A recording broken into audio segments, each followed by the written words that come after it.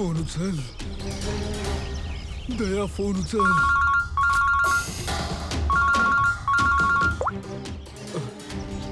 Hello hello. Hello, कोण बोलतोय? दया, मी कार्तिक बोलतोय. कार्तिक? अरे कार्तिक, किती वर्षांनी यार. दया दया, मी काय सांगतो ते नीट ऐक. हॅलो दया. काय झालं? तू असा घाबरल्यासारखा का वाटतोस? तिथे डामरपूर फॉरेस्ट रिझर्व मध्ये नीट आहे ना? दया, नीट ऐक माझं. तुला काहीतरी महत्त्वाचं सांगायचंय. हा, काय झालं कार्तिक, सांग ना. Hello hello hello hello hello. Daya. Hello Kartik, माझा आवाज येतो का तुला? माझा आवाज ऐकू येतोय का?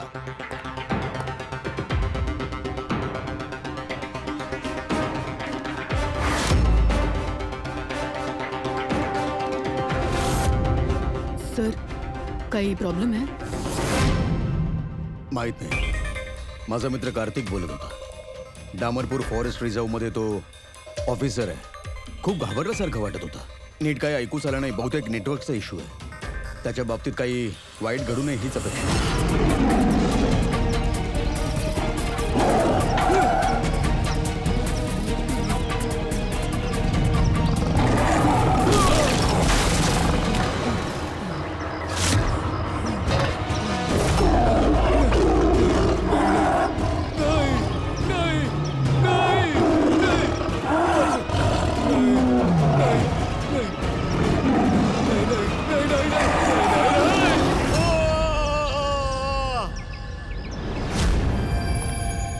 ओ नो सर, का कोण जाणे, पण मला असं वाटतंय की कार्तिक नक्कीच संकटात सापडलेला आहे. एकदा त्याच्याशी नीट बोलणं झालं असतं तर मनाला शांती मिळाली असती. दया, असंही असेल की डामरपूर फॉरेस्ट मध्ये नेटवर्कचा प्रॉब्लेम असेल. त्यामुळेच कार्तिक बोलत होता ते ऐकून तो घाबरलाय असं तुला वाटलं? हा सर, हे डामरपूर फॉरेस्ट मधले इमर्जन्सी लँडलाईन नंबर्स यातला कुठला लागतो का बघा.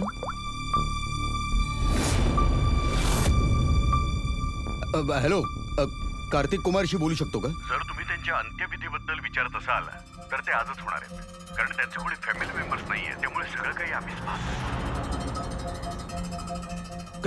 काय अंत्यविधी? कसला अंत्यविधी? हॅलो, मी सिनियर फॉरेस्ट ऑफिसर कार्तिक कुमारांबद्दल बोलतोय. तुम्हाला नीट ऐकू येतोय ना? हॅलो. हो, मी त्यांच्याच अंत्यसंस्काराविषयी बोलतोय सर. आजच सकाळी एका पिसाळलेल्या बिबट्याच्या हल्ल्यामध्ये त्यांचा मृत्यू झाला. हॅलो हॅलो, तुम्ही ऐकताय ना? Hello sir. दया, कुणाच्या अंत्यविधीबद्दल बोलत होतास? कार्तिकच्या? सर, कार्तिक, ते एका नरभक्षक बिबट्याने त्याच्यावर हल्ला केला. मारला गेला सर तो. माय गॉड. सर, मला लगेच डामरपूरला जावं लागेल सर. ठीक आहे पंकज, तूही जा दयासोबत.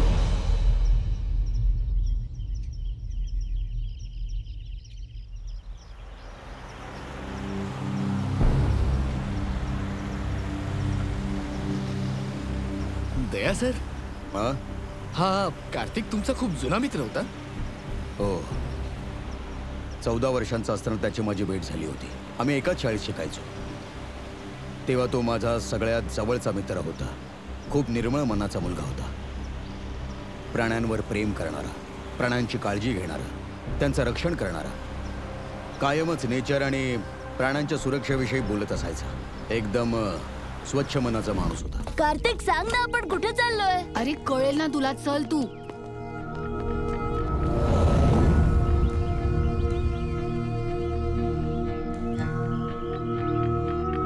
कार्तिक, तू कॅन्टीन मधून बिस्किट्स आणि चपाती याच्यासाठी आणली होतीस? हो, आपल्याला खायला कॅन्टीन्स आहेत. आज रात्री सुद्धा आपल्याला जेवण मिळेलच, पण यांच्यासाठी कॅन्टीनही नाही आणि राहायला घरही. हे तर रस्त्यावर राहणारे मुके जीव आहेत. मला अजून पटतच नाहीये की प्राण्यांविषयी इतकी तळमळ असणारा माणूस एका प्राण्याकडूनच मारला गेलाय.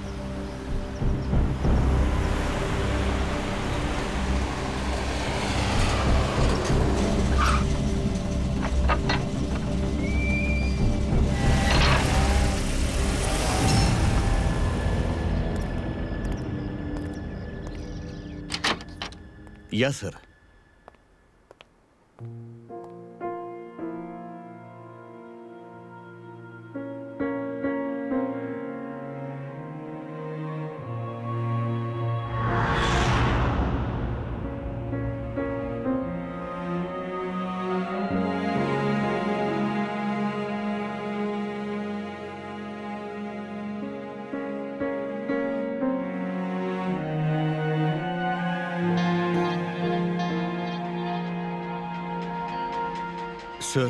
सर कार्तिक सरांचा मृत्यू हल्ल्याच्या वेळीच झाला होता आणि या घटनेचं तुमच्या इतकंच आम्हालाही दुःख आहे.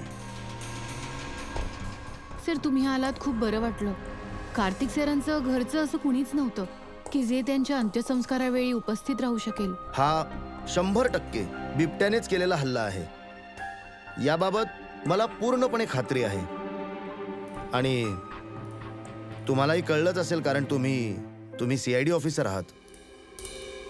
मी इथे कोणी CID ऑफिसर म्हणून नव्हे तर कार्तिकचा मित्र म्हणून आलेलो आहे. बहुतेक आमच्या डामरपूर फॉरेस्टमध्ये अशा घटनांची मालिकाच सुरू झाली आहे सर. आता 2 आठवड्यांपूर्वीच आमचे आणखी एक ऑफिसर भूषणही अशाच हल्ल्यात मृत्युमुखी पडले. म्हणजे तो बिबट्या सतत इथल्या लोकांवर हल्ला करतो? सतत करतो असं नाही म्हणू शकणार, पण त्या नरभक्षक बिबट्याची दहशत मात्र नक्कीच पसरली आहे. पण सर मला नाही वाटत की भूषणचा मृत्यू हा नरभक्षक बिबट्यामुळे झाला असावा. म्हणजेच असं की सर भूषणच्या बॉडीला कसलं तरी विचित्र इन्फेक्शन झालं होतं ज्याच्यामुळे त्याला खूप वेदना होत होत्या आणि तो त्या वेदना सहन करू शकला नाही आणि त्यामुळेच त्याचा मृत्यू झाला. पण सर अजून आम्हाला इन्फेक्शन आणि मृत्यूचं नेमकं कारण समजू शकलेलं नाहीये. मला भूषणची बॉडी बघायला मिळेल का? शुअर सर, या ना.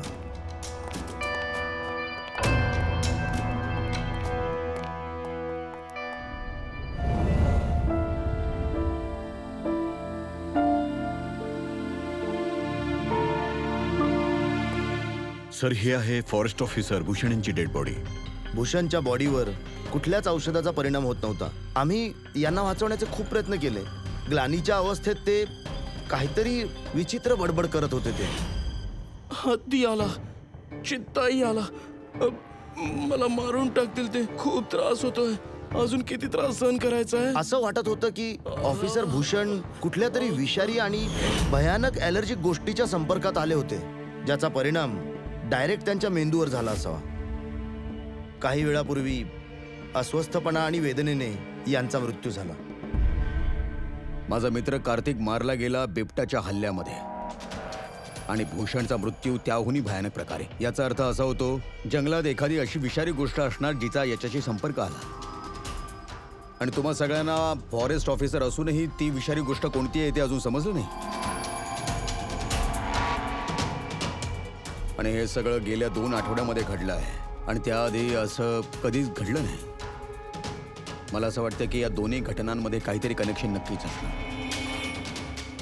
आम्हाला ती जागा बघायची जिथे तुम्हाला कार्तिकची डेड बॉडी मिळाली होती.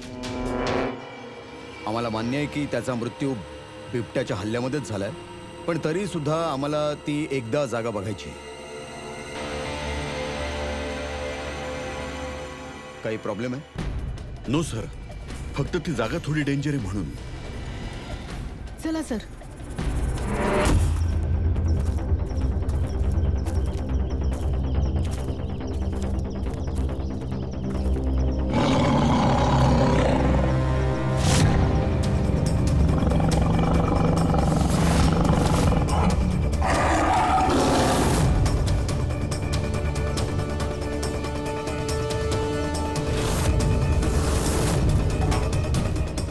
या सर.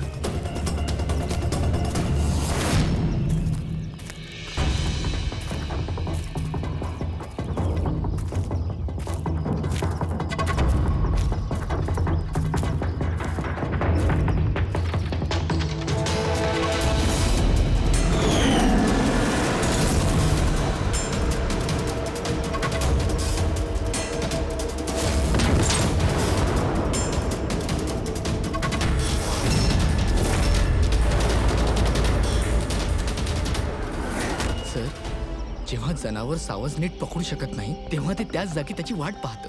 किंवा मग निघून जातं. पण दरवाजा तोडून हे खूप विचित्र वाटतंय सर.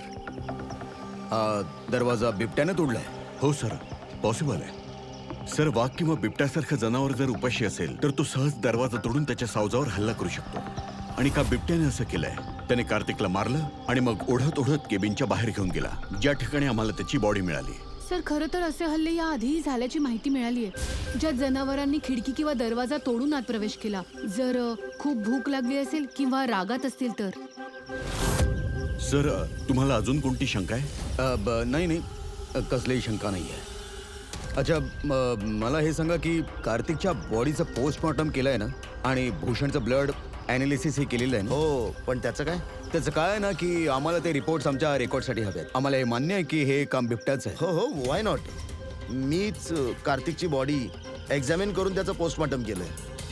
आणि कार्तिकच्या बॉडीत आम्हाला जनावरांच्या नखांचे आणि दाताचे अवशेष सापडलेत. मी माझा रिपोर्ट तयार ठेवलाय. हो, गुड. पंकज, डॉक्टर अभयकडून ते रिपोर्ट्स आणि बाकीचे सॅम्पल्स घेऊन तू लगेच मुंबईला हो निघ. सर. आणि पुढे काय करायचं ते माहिती आहे ना? हो सर. मी इकडेच थांबतो जरा. काय झालं भावाचा? जा जा जा, खूप घाई आहे तुला. अरे का वाजवतोय? बहिरा नाहीये मी. जा. अरे येडाय का? अरे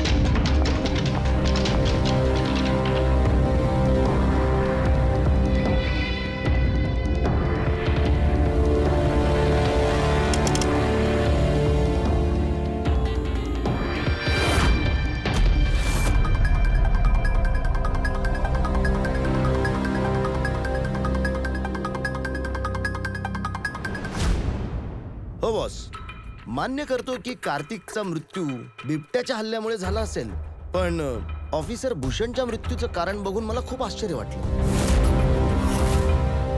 तर तुम्हाला पत्ता लागला की ती एलर्जिक रिॲक्शन कशी आणि कशामुळे झाली आहे? हो, हे बघा बॉस, याच्यामुळे झाली होती. या झाडामुळे? हो, या झाडाला डॅन्डोस्नाइट मोराइड्स असं म्हणतात. याला डिम्पी डिम्पी ट्री सुद्धा म्हणतात. ही खूपच विषारी वनस्पती असते बॉस. हिच्याशी फिजिकल कॉन्टॅक्ट होताच कोणाचीही अवस्था मृत्यूपेक्षाही वाईट होऊ शकते. याचं विष खूप वेगाने शरीरात पसरतं, शरीरातही आणि मेंदूमध्येही. मग भले तो एखादा माणूस असो किंवा एखादा जनावर, याच्या विषामुळे प्राणी त्याचं मानसिक संतुलन गमावून बसतो. त्यामुळे बॉस, यात काहीच शंका नाही की ऑफिसर भूषणची ही अशी अवस्था झाली.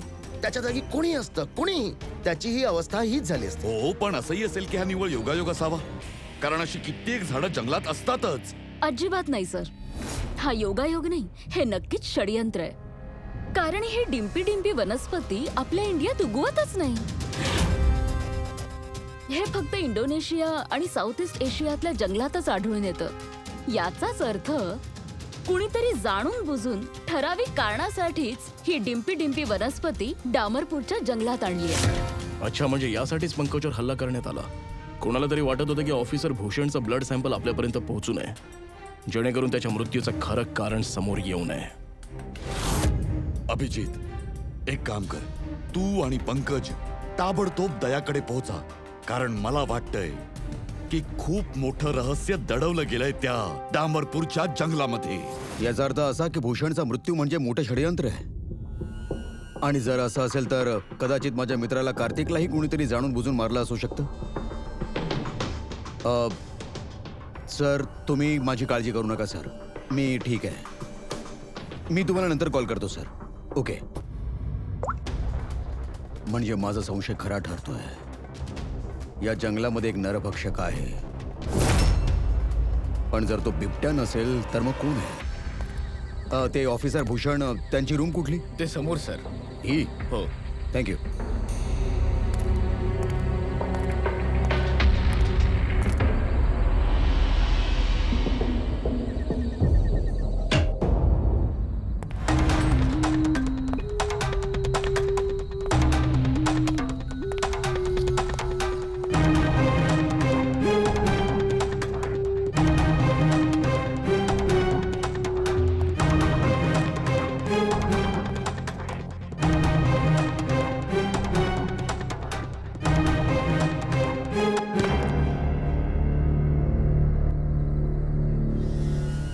सर, सगळ्यात आधी विषाचा परिणाम भूषणच्या पायावर झाला आणि त्यानंतर त्याच्या संपूर्ण शरीरात ते पसरलं.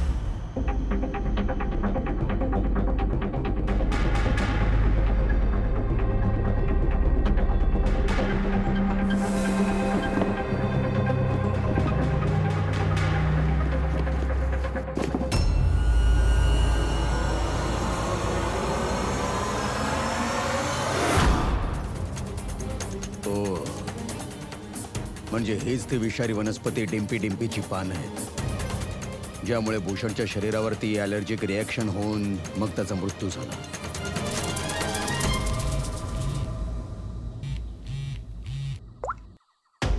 हा पूर्वी, त्या नरभक्षक बिबट्याला शोधायचा एक उपाय सापडलाय. रिसर्च वरून असं कळलंय की फॉरेस्ट ऑफिसर जंगलात प्राण्यांचं वर्तन पाहून त्यांना ट्रॅक करण्यासाठी रेडिओ कॉलरचा वापर करतात. Radio collar? Sir, basically radio collar हा एक ट्रॅकिंग डिव्हाइस आहे. त्याच्या सहाय्याने आम्ही इथे बसून या स्क्रीनवर जंगलातल्या प्राण्यांचं लोकेशन आणि त्यांच्या हालचाली ट्रॅक करतो. आणि हे कलर डॉट्स कसले? हे कलर डॉट्स वेगवेगळ्या प्राण्यांची ओळख आहेत. फॉर एक्झाम्पल, ग्रीन डॉट्स म्हणजे हत्ती आहे, ब्लू डॉट्स म्हणजे बिबटे आहेत आणि रेड टायगर्स आहेत. मग या रेडिओ कॉलरच्या सहाय्याने त्या नरभक्षक बिबट्याचा शोध घेण्याचा प्रयत्न नाही केला कधी कोणी? सर, खरं सांगायचं तर गेल्या 3 महिन्यांपासून या कॉलर्स प्राण्यांच्या गळ्यातून अचानक गायब व्हायला लागल्यात सर. ते रेडिओ कॉलर्स आम्हाला जंगलातच सापडतायत कुठेतरी. आणि हे कॉलर्स प्राण्यांच्या गळ्यातून वेगळे झाल्यामुळे आम्ही प्राण्यांना ट्रॅकच करू शकत नाहीये. कदाचित तो नरभक्षक बिबट्याही त्यांच्यापैकीच असावा. आणि सर, या किस्सा तपास त्या दोघांनाच देण्यात आला होता, ऑफिसर भूषण आणि ऑफिसर कार्तिक. जंगलातून प्राणी गायब होत आहेत आणि तिकडे नुसते हे कॉलर डिव्हाइस सापडत आहेत. याचा अर्थ काय? याचा अर्थ असा की जंगलातून प्राण्यांची तस्करी होते आहे. आणि कदाचित ही गोष्ट तुम्हाला माहिती असूनही तुम्ही माहीत नसल्याचं दाखवताय. फॉरेस्ट ऑफिसर कार्तिक आणि भूषणचा मृत्यू हा योगायोग नाही आहे, हत्या आहे. हत्या. बोलतोय सगळं व्यवस्थित आहे ना? नाही सर, काहीतरी गडबड आहे. सर, मला सत्य काय ते समजलंय. सर, इथे या जंगलात प्राण्यांची तस्करी करणारे खूप ऍक्टिव्ह आहेत सर. आणि मला असं वाटतं की भूषण आणि कार्तिक या केसला इन्व्हेस्टिगेट करत होते आणि त्यामुळेच त्यांना मारण्यात आलं असावं. असं? भूषणच्या खुनाचा सामान सर इंडोनेशियामधून आलाय. आणि या मिडल ईस्ट कंट्रीज अशा तस्करींसाठी खूप मोठं मार्केट असतं सर. त्यामुळे मला असं वाटतं या तस्करांना फंडिंग ही याच देशातून होत असावं. सर, मला या केसच्या मुळापर्यंत जायचंय सर. ठीक आहे ते, पण एक गोष्ट लक्षात ठेव, घाईघाईत घेतलेला निर्णय चुकीचा ठरू शकतो. त्यामुळे गडबड करू नकोस. डोकं शांत ठेवून काम कर. अभिजित आणि पंकज तिकडे यायला निघालेत. स्वतःची काळजी घे, समजलं? ठीक आहे सर. तुम्ही काळजी नका करू. थँक्यू. या. इथे कुंपणात शेत खात आहे. आता यांच्यामध्ये फितूर कोण आहे ते आधी शोधायला हवं. यार साळुंखे. हो बॉस. त्या डिम्पी डिम्पी वनस्पतीच्या विषावरचा अँटीडोट आहे तुझ्याकडे? आता तर नाहीये बॉस, पण बनवू शकतो. मग जा, बनव साळुंखे, लवकर बनव. आपल्याला त्याची गरज लागणार आहे.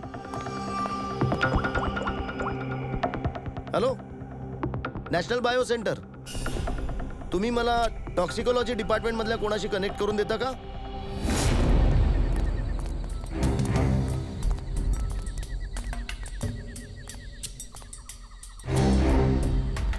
सर, या सगळ्या फॉरेस्ट ऑफिसर्सच्या रूमच्या केल्या आहेत. सर, आमचे सगळे फॉरेस्ट ऑफिसर्स आता डिनरसाठी मेसमध्ये गेलेत. त्यांच्या अनुपस्थितीत त्यांच्या रूमची झडती घेणं योग्य नाही ठरणार. सर, तुम्हाला आम्हा ऑफिसर्सवर काही संशय आहे का? खरं सांगायचं तर हो. सध्या तुम्ही दोघे इथेच थांबा. मला सगळ्यांच्या रूमशी झडती घ्यायची.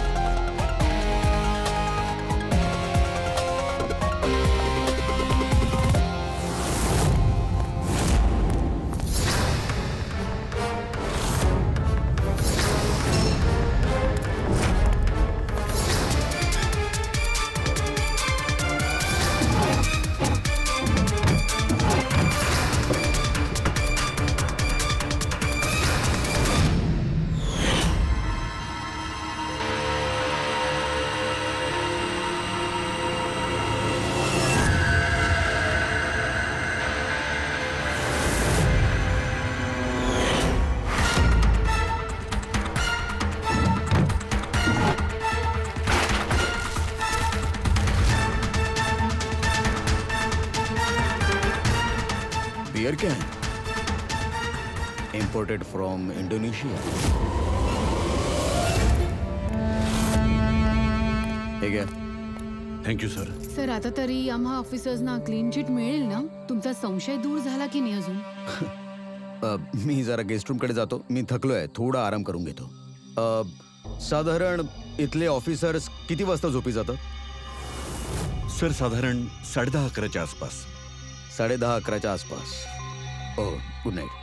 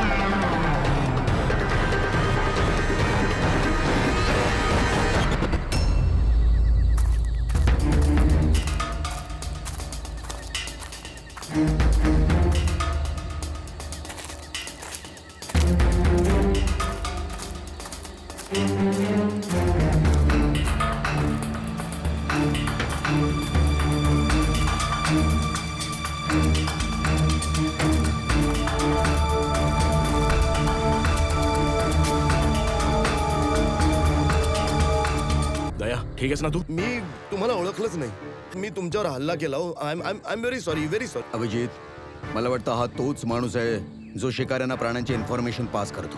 इतकंच नाही तर ऑफिसर कार्तिक आणि भूषणच्या खुनामध्येही ह्याचा सहभाग आहे, हो ना? नाही, अजिबात नाही. याबद्दल काय सांगशील? हा beer can, Indonesia beer can, त्याच देशातला जिथून ती विषारी वनस्पती डिम्पी डिम्पी आणली होती, ज्यामुळे ऑफिसर भूषणचा मृत्यू झाला. Beer can? हे बघा सर, याबद्दल मला काहीही माहिती नाही. म्हणजे तुम्ही लोक मला या केस मध्ये अडकवण्याचा प्रयत्न करताय हो ना? हा बिअर कॅन मला तुझ्या रूम मधल्या डस्टबिन मध्ये मिळाला, कळलं ना? व्हॉट? तुम्ही माझ्या रूमची झडती घेतलीत, तेही मी रूम मध्ये नसताना?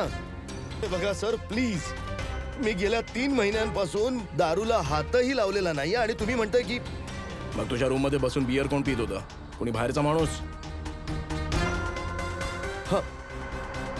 हो येस सर. हे बघा काय आहे ना, माझा भाऊ माझ्या बरोबर राहतो. ओके, मग कदाचित त्याचा असेल हा कॅन, पण सर यावरून काहीच सिद्ध होत नाही ना सर. कोण आहे तुझा हा भाऊ आणि कुठे आहे तू आता?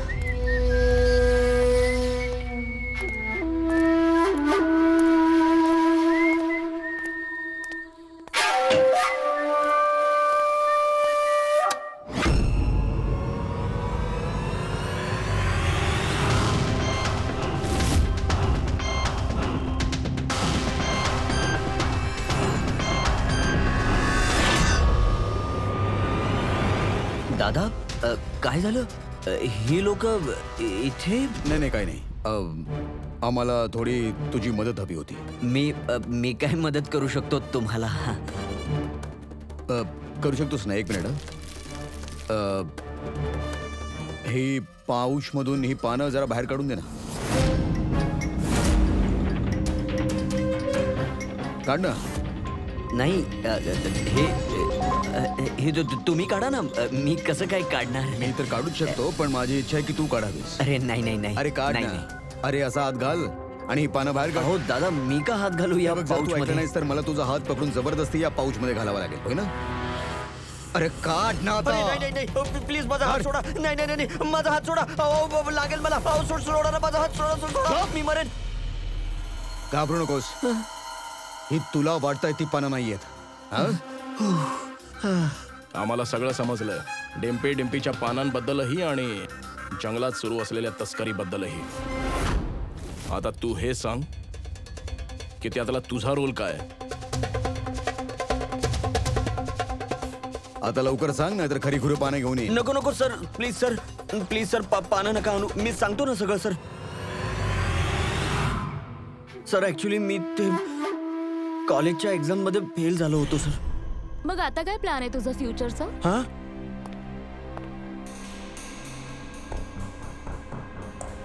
गाईज मी विचार करतो की 2-3 महिन्याचा ब्रेक घेऊन जरा भावाकडे जाऊन येतो.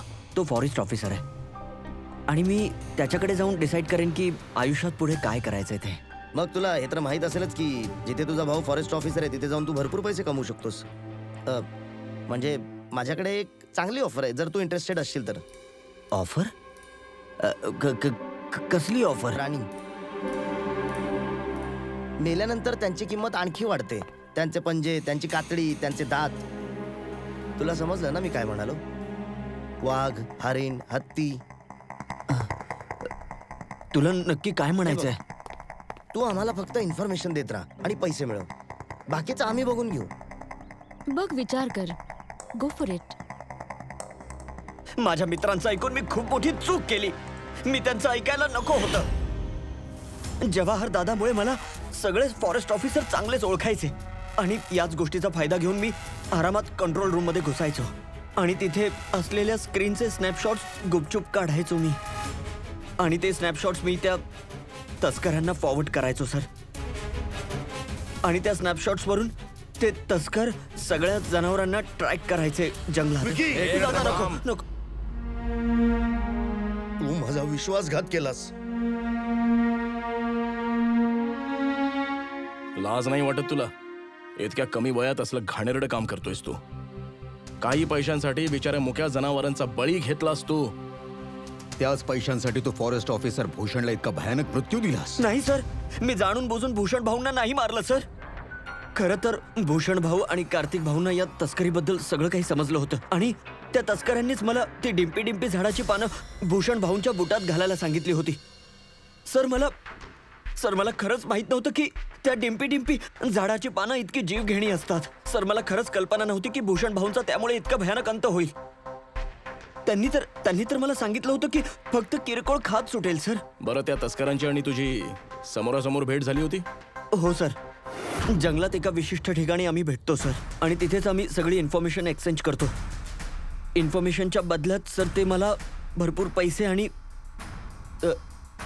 काही ड्रिंक्स सुद्धा देतात सर. हो, आम्ही बघितली तुझी परदेशी बियर. बरं, आता त्या तस्करांना पुन्हा कधी भेटणार आहेस तू? उद्या सकाळी सर. उद्या तू एकटा जाणार नाहीयेस. आम्हीही असू तुझ्यासोबत, पण ही गोष्ट त्यांना कळता कामा नये. नाही सर. तुझ्यावर आम्ही विश्वास ठेवू शकतो ना? हो होय सर.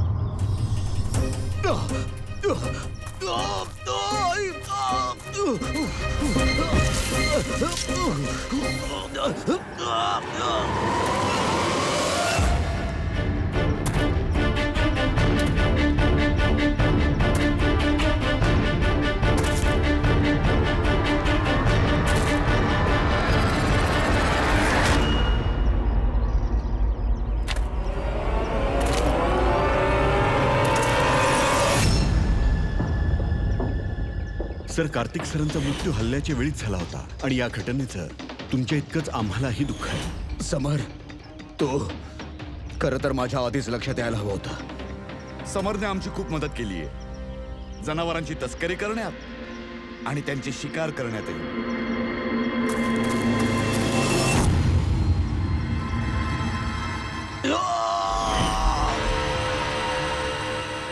शाबास विकी, खूपच छान. थँक्यू.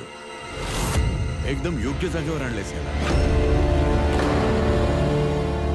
खूपच उशीर केलाच ऑफिसर, ओळखायला आणि डोकं चालवायला देखील. थांब. ज्या विषारी पानांमुळे ऑफिसर भूषण मारला गेला, तीच विषारी पानं याचाही जीव घेणार आहेत. मला तर वाटलेलं की सीआयडी ऑफिसर्स हुशार असतात.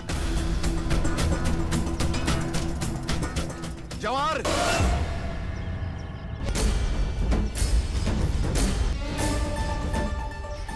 सॉरी ऑफिसर, याच्यावर मी जास्त प्रेम करतो. मग तुमची साथ कशी देऊ शकतो मी?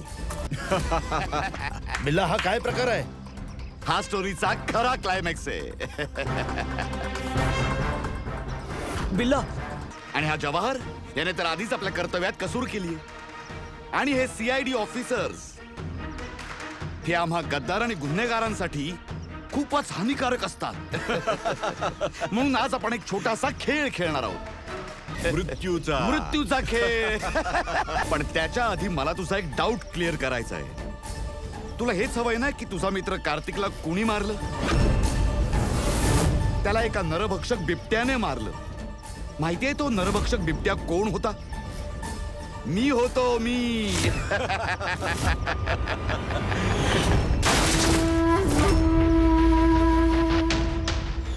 आणि माहितीये उद्या सकाळची हेडलाईन काय असणार आहे? सीआयडी ऑफिसर अभिजित या जंगलात कुठेतरी गायब झाला आणि सीआयडी ऑफिसर दया एका नरभक्षक बिबट्याच्या हल्ल्यात मारला गेला.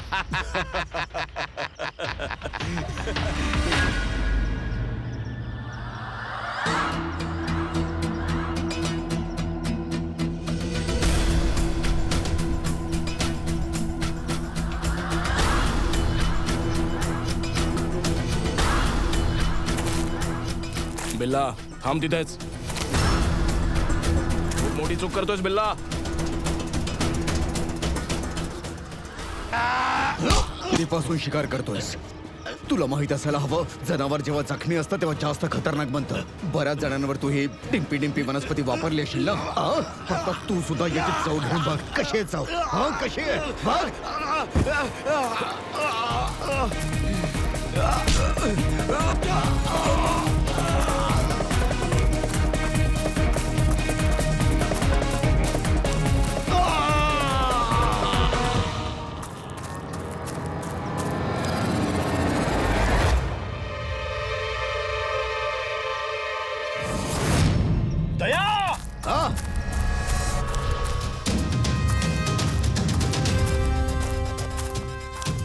तो बघ स्वतःच टाकलेल्या जाळ्यामध्ये अडकून मेलाय. तू घाबरू नकोस दया. डॉक्टर साळुंखेनी या विषारी पानांवरचा अँटीडोट आधीच तयार केलाय. पण मला वाईट याचंच वाटतंय की कार्तिकने मला आधीच फोन करायला हवा होता यार.